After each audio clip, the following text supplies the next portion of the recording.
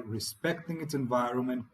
Hello, my name is George Antoniadis, and I am a lecturer and researcher at the CTL Europe College in Limassol, Cyprus. I teach modules related to marketing and management, which was also my field of studies at the University of Akron in the United States. My fieldwork experience includes positions such as merchandising officer, customer support and sales manager, and marketing manager. I am currently doing my PhD in consumer behavior concentrated on the leisure industry. So let's begin. Awareness of sustainable tourism, a way of traveling while respecting its environment, culture, and people. The objectives of this learning module is to understand the impact of tourism in the ecosystem, explain the importance of making travelers feel part of the local community, and explain the impact tourism activities have on existing and future generations. Now, a fact is that the Mediterranean Sea has one of the highest levels of plastic pollution in the world, and 80% of rubbish collected on Cyprus beaches is plastic waste. Now, for this reason, municipalities around coastal cities like Limassol, Paphos, Larnaca, and Aia Napa, and in collaboration with Medohemi Pharmaceutical Company, installed these metal fish constructions in busy beaches that you will see around Cyprus. Now, the recycled fish, as they call it, is basically a container for plastic items, mainly for water bottles. With the motto, "Eat this fish," as you see it here in the picture, and not the sea, this practice is aiming to protect the environment as well as to raise public awareness and participation in environmental friendly activities.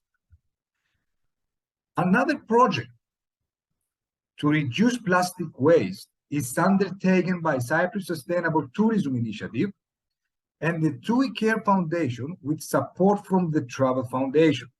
This initiative is focusing on bringing together tourists, tourism businesses, and residents to cut consumption of single-use plastic in coastal regions.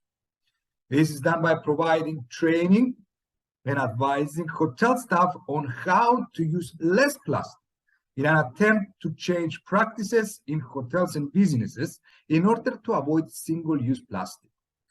Also, the project wants to raise awareness of the problem with residents and tourists in order to gain support. Finally, encouraging local people to cut out single-use plastic. They are doing that through online events. Now, regarding the hotel staff, a training, a free toolkit manual is provided, which is also available on PowerPoint presentation. The manual offers, among others, advice for housekeeping, such as providing drinking water in alternative to plastic bottles. So for example, they can use glass bottles or have available filtered water dispensers within the establishments so that the bottles can be refilled instead of buying a new plastic one. For laundry and cleaning, suggestions like transferring laundry in canvas trolleys instead of plastic bags and the purchase of concentrated cleaning products to refill the empty cleaning containers are also mentioned. For other hotel divisions like food and beverage, it is proposing to avoid food items in single plastic packaging and provide reusable content, like, for example, metal and porcelain. One other practice that the manual suggests is for outdoor maintenance to collect garden waste in reusable bags instead of plastic and use rubbish bins that don't need plastic liners. Now, the project for informing the public, keep our sun and sea plastic free, is having available downloadable posters and info sheet that hotels or other partners can display on their establishments. You have a sample we see here in the picture. Digital downloadable animation can be also used in social media and TV screens. The material can be found in the link that I provide here in this slide.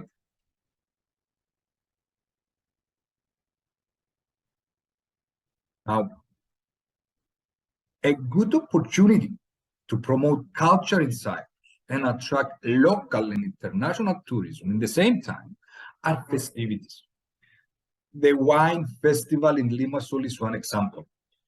Considered as a variation of ancient festivities for honoring Dionysus, the god of wine, and Aphrodite, the goddess of beauty and love, is considered by tourists as a significant traditional and cultural event.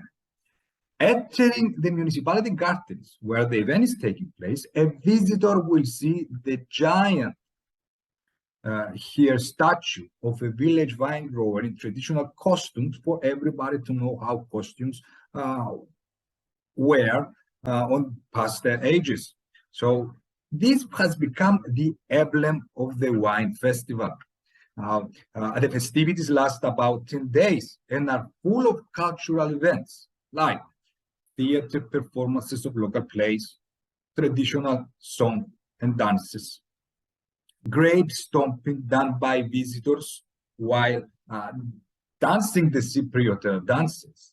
Also, we have pottery for kids to learn about the art of pottery that used to be done in Cyprus years ago, and reading of Cypriot folklore tales. Now, all these activities make tourists live firsthand the culture of Cyprus and learn about it while they enjoy traditional food, delicacies, and while they are shopping other non-food Cypriot products. Now, Cataclysmos, or food festival, is the celebration of the Pentecost. It's another festival. It has a broader scale than the wine festival, since celebrations are not held only in Limassol, but also in other seafront areas. It is a great tourist attraction since it is held in the beginning of high tourist season, about mid of June, usually. And according to Cyprus Mail, in 2022, hotels in Famagusta area would see 80% occupancy during the specific weekend of the event. Visitors can see a lot of cultural activities by organizations and volunteers. Well, these activities will include traditional dances from various dance schools that keep the local dance alive. Traditional music events and the famous for us locals, the Chaptista, which is basically a rhyme contest that live on from generation to generation, largely due to these activities. You have here the old generation, the new generation, that they keep the tradition going on. Also, the Chateau Folklore Theater, or Karagiotis as we call it, that managed to survive the competition from technology over the years, mainly, I believe, through these activities. Cataclysmos is also providing the opportunity to visitors to learn about traditional craftsmanship through different kiosks.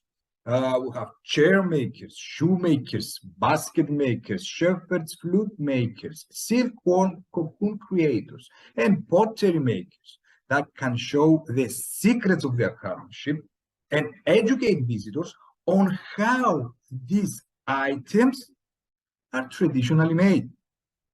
The significance of these events is that they make visitors curious about the culture. They want to try be locals for a while. They remind all generations the origins of culture and teaching the new generations about it. Traditional products, services do not disappear because they are, in quote, sold.